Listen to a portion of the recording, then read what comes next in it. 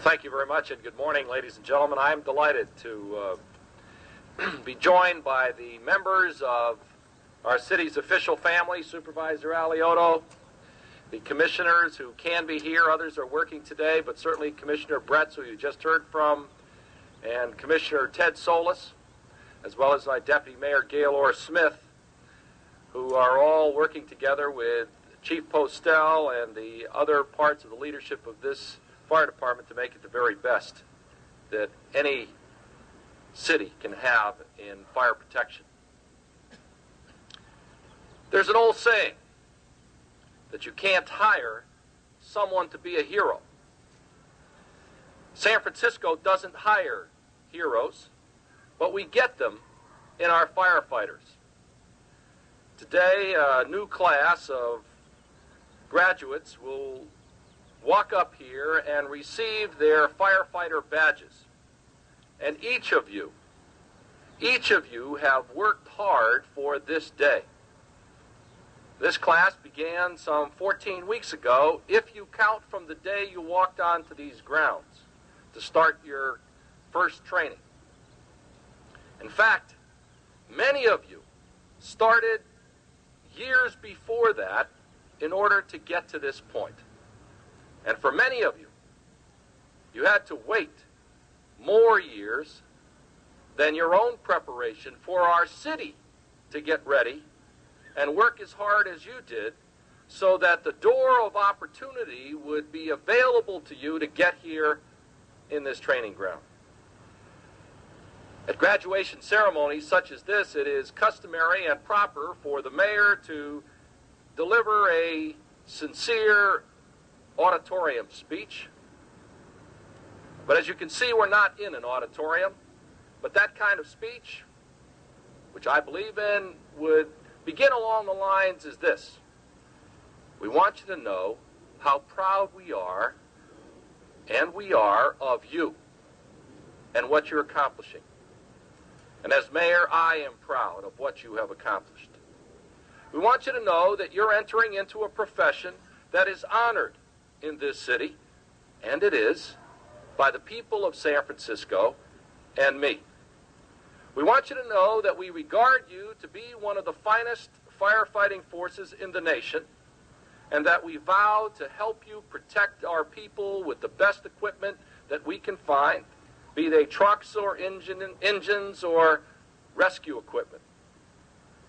We want you to know that we foresee that you will face hardship and confront tragedy, and we're grateful to you for your willingness to take on that burden. We want your families to understand that you have entered a profession that calls for sacrifice from them as well, and that we consider your families to be part of our city's family that deserves our support, our appreciation, and for us to take care of them whenever you may need us. All of that is true.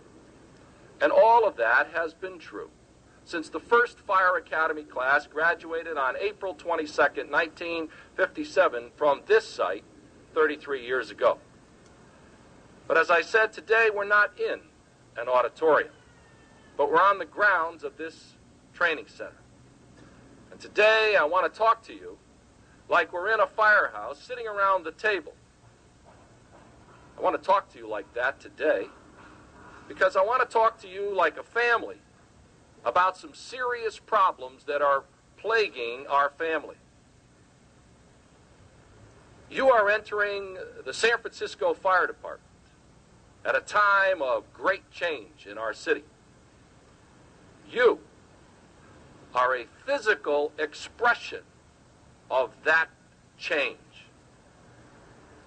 And while you reflect a change that has already started, you are also going to be the pathfinders and the pioneers for changes that must still come. It has been said that the mayor is at war with the fire department. That is not correct. I am not at war with this department. I have too much appreciation and respect for what it does. But I am angry about some of the behavior inside of the firehouse. And today, as you prepare to go into the firehouse for the first time and meet your fellow firefighters, you're going to hear a lot about what this mayor has been saying to and about firefighters. I want you to start off knowing what is in my heart and what is on my mind. San Francisco firefighters have rushed to the rescue of tens of thousands of San Franciscans every year. I calculated the number of times that they are called out just for medical emergencies, for someone with a heart attack or an automobile accident or hung up on a cliff or any of 100 of other kinds of reasons. It comes out that a firefighter rescue run comes once every 20 minutes, day and night, week after week, 365 days a year. And the average time it takes to get to someone who is in need of a rescue is about 3 minutes. And there are literally dozens of people in a year who owe their lives to the firefighters of this city, not only from your emergency medical efforts, but obviously, much more importantly, your firefighting efforts. More could not be expected than if you were rushing to take care of your own families. And you do it without thought or concern for who it is you go to help, be they black or Asian, gay or straight, rich or poor. And for those reasons, you've earned this city's love and mine for your commitment. Now let me tell you something else. It explains why the average age of this class is 30 years of age. 30 years of age. It's what I meant when I said that you worked hard to be here.